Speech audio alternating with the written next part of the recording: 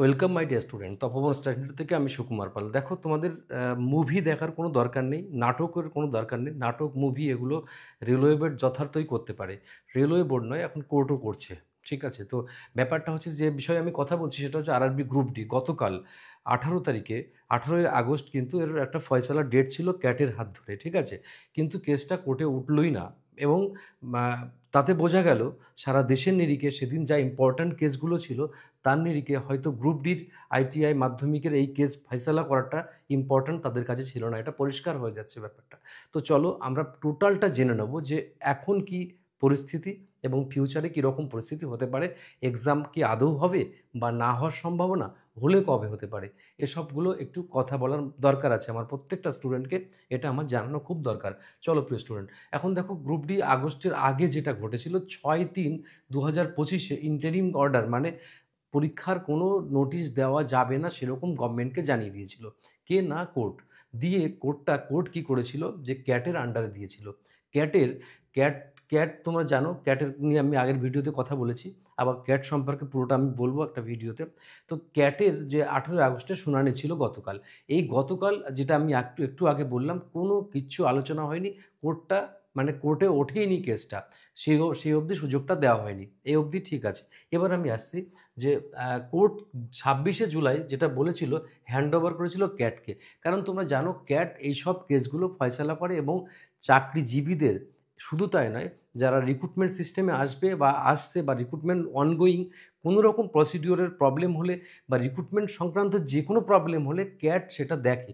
তো ক্যাটের আন্ডারে ছিল। তো ক্যাটকে কিন্তু কোনো রকম আগের দিন সুযোগ দেওয়া হয়নি। সবথেকে দুঃখের বিষয় যেটা, সুযোগ তো দেওয়া হয়নি কোনো কথা বলার, কিন্তু পরবর্তী দিনও কোনো রকমভাবে ফাইনাল ঘোষণা হয়নি। বিভিন্ন ইউটিউব চ্যানেল, বিভিন্ন মাধ্যম তোমরা শুনতে পাচ্ছ অমুক দিন এক্সাম, অমুক দিন এক্সাম, এরকম।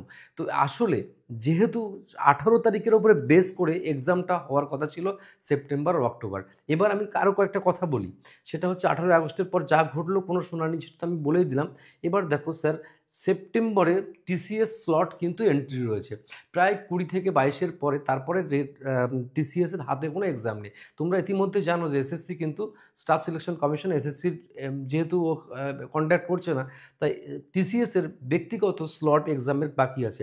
টিসিএসের হাতে রেলের সমস্ত সিস্টেমের এক্সামের কন্ডাক্টিং ক্যাপাসিটি রয়েছে। তো সেই জন্য এরপরে যে এক্সাম, এবছরের এক্সামগুলো শুরু হবে। তো যেহেতু আগের বছরের এক্সাম টার্ন বাই যদি না হয়, তাহলে তো এবছরের এক্সামগুলো পিছিয়ে যেতে পারে। তো এই হেন পরিস্থিতিতে যেখানে দাঁড়িয়ে আছে, কি হবে, কি পরিস্থিতি, আসলে খেলাটা বেশ জমেছে। এই কারণে জমেছে যে মানে একটা কেসকে এতটা ডিস্ট্রয় করে দিচ্ছে যে, যাতে মানে স্টুডেন্টরা পড়বে কি না পড়বে, মানে অ্যাকচুয়ালি যুব সমাজের ক্ষেত্রে এটা একটা জঘন্য পরিস্থিতি তৈরি হচ্ছে। একটা সিস্টেম যেখানে এভাবে দিনের পর দিন তৈরি হচ্ছে, সেখানে কিন্তু প্রবলেমটা থেকেই যাচ্ছে যে স্টুডেন্টরা পড়বে কবে, তাহলে এক্সাম কবে হবে।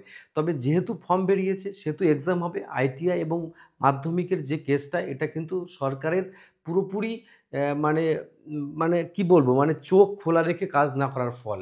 তো যদি আইটিআইকে আলাদা বা মানে মাধ্যমিককে আলাদা করতে হয়, তাহলে অন্তত ভ্যাকান্সি দ্বিগুণ করা উচিত বা তিনগুণ করা উচিত, করে এটা করতে পারে। কিন্তু সম্পূর্ণ কিন্তু স্টে অর্ডারে রয়েছে এখন। তাই এই পরীক্ষার দিনক্ষণ এখনও কোনো ঠিকঠাক নেই। ইউটিউব বা যেখানে যে যা বলুক না কেন, পরবর্তী ডেতে যখন এটা ঠিক হবে, মোটামুটি অ্যাপ্রক্সিমেটলি ধরে নাও অক্টোবরের আগে কোনো কথা হবে না। সেপ্টেম্বরে সব মাধ্যম, তুমি দেখবে গুগল সার্চ করো, চ্যাট জিপিটি সার্চ করো, বিভিন্ন জায়গায় কিন্তু সেপ্টেম্বরই দেখাচ্ছে। বা আমি আগের দিন কিন্তু অক্টোবরের কথা বলেছিলাম আগের ভিডিওতে। তো এখনও আমি সেটাই বলছি, সামনের এক্সাম কিন্তু অক্টোবর নাগাদ শুরু হতে পারে। অক্টোবরের মিডিল বা এরম করে অক্টোবর এই এক্সাম শুরু হতে পারে। তার আগে সম্ভাবনা নেই। কারণ 18 আগস্টে যদি সব কেসের ফয়সালা হয়ে যেত, তাহলে কি হতো, এই দিনটা আর সামনে যে টাইমটা পাওয়া যেত, এক্সামটা হয়ে যেত, সেরকম টাইম ছিল। এই মুহূর্তে দাঁড়িয়ে যা পসিবিলিটি আছে, অক্টোবরের মিডিল থেকে শেষের মধ্যে এক্সামের চান্স ম্যাক্সিমাম রয়েছে।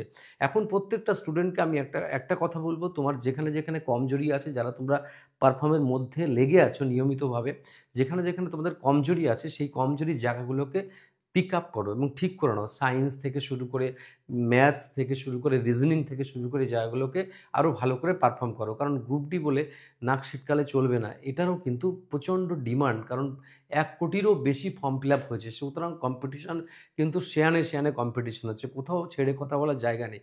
আর গ্রুপ ডির কোশ্চেন একটু টাফই আসে।